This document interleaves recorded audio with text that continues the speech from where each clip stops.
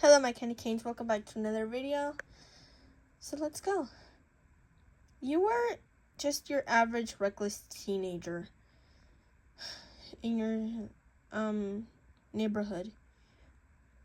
You worked part-time as a babysitter to help save up for your high school tuition because you were excited to go to high school with your two best friends, Claire and Paul. Now, you had a reputation that you were too reckless, and Paul and Claire would try to get you not to do reckless things, but it always made people wonder, how reckless are you? So, one day your neighbor asked you to babysit their child while they went upstairs to get ready for a date. You said, sure, why not? Thinking that, hey, you're doing them a favor by taking care of their child, right? Wrong. She was making lasagna in the oven when she went upstairs to get ready for her date. Her 7-year-old child was on the couch playing with his toys. You were like 15, I don't know, whatever age you have. I'm gonna say 15, but yeah, you know what, you have your imagination, but this is mine. Anyway, so you were just your average 15-year-old going to your dream high school with your two friends, and you were working part-time as a babysitter. So yeah, you were keeping an eye on the child and the lasagna at the same time. When the child asked to go to you are keeping an eye on the child, making sure that he was watching his favorite cartoon whilst you were with him in the living room. You didn't notice it at first, but then you smelled smoke coming from the kitchen. That's when it hit you. You accidentally left the oven. The neighbor accidentally left the oven on. Without realizing it, you took out your recklessness and, well, let's see what you were wearing that day. You were wearing your favorite color spaghetti strap crop top with leather pants and leather jacket with a matching bone headband. But you had tied your hair up in a ponytail because you were tired of it being loose. So, yeah.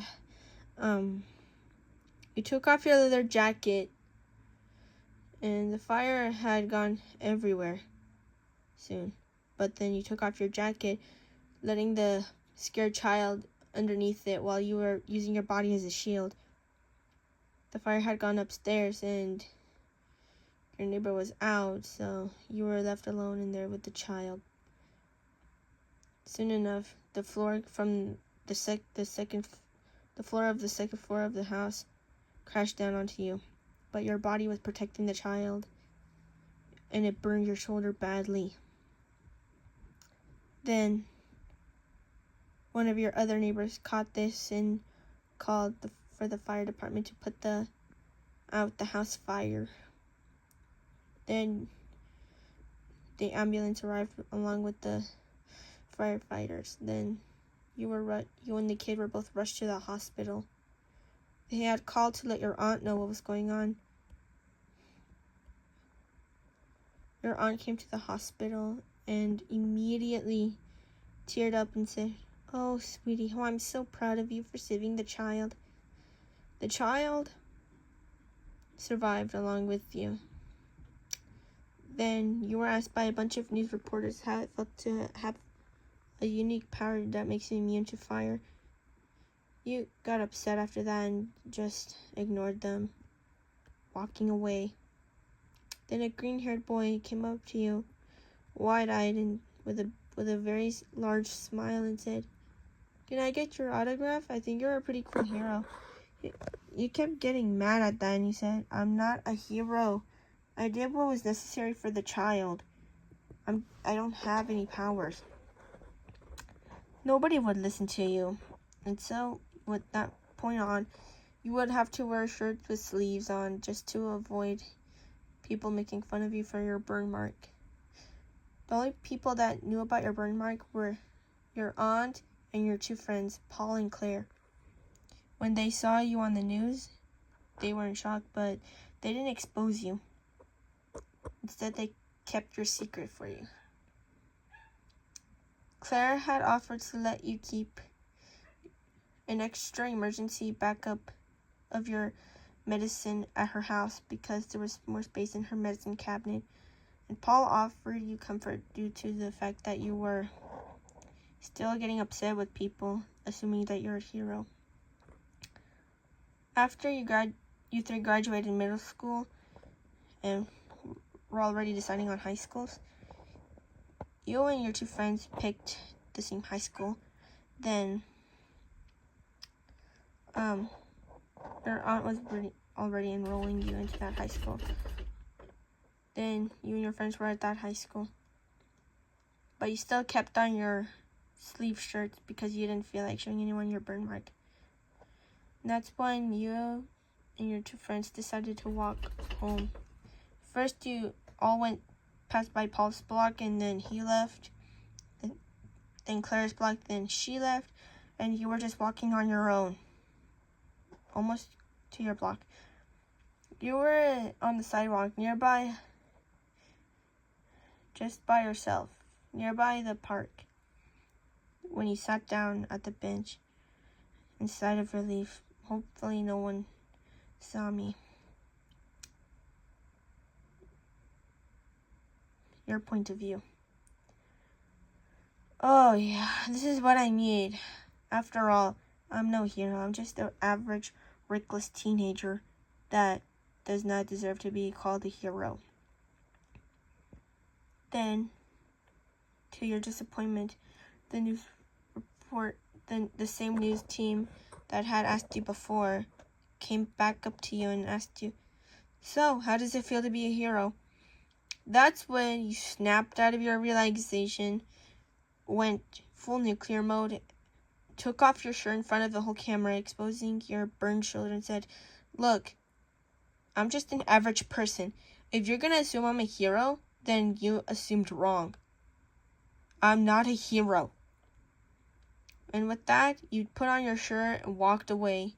When the news camera spotted you, you stuck up the middle finger at the camera and said, "Screw off. I don't need this fame. I'm not a hero."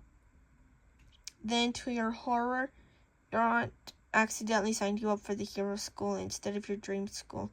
You got mad and said, "Aunt, I don't want to go to that school. It's full of freaks." Soon enough, it was your first day at that school. You still had your phone with your friend's phone number, so you FaceTimed them and told them that you were being sent to the freak school. They got sad and they said, "We wish you could come with us." That's when you thought of an idea.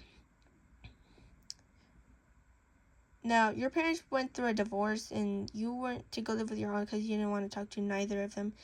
But your other aunt from your dad's side was the sweetest thing and would literally do anything you asked her. So you called her from your dad's side and asked if she can enroll you in your dream school instead. She said, "Yeah, but I had to go through the one I'm in before she can take me out." You sighed of grumpiness and said, "Fine, just enroll me, please." Then you went to the school that you considered the freak school. You were rebelliously wearing the school's uniform and not properly. You ripped off the sleeves from your shirt and left it open, exposing your pro club shirt. You left your school's uniform jacket on your waist, and you were wearing dress shorts underneath your school's uniform skirt. And then you wore stockings with your favorite shoes. You had a lollipop in your mouth. And soon enough, you made it to your homeroom. Aizawa's point of view. "Okay, class, listen up. We have a new student. Her name is Listener. Please make her feel welcome. We've had a rough time getting her to come here." Soon enough, you walked in, stuck up the middle finger at everyone, and said, "I'm none of your business, nor your concern on my power.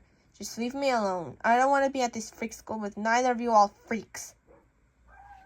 Everyone got offended by that. Then you saw the green-haired boy.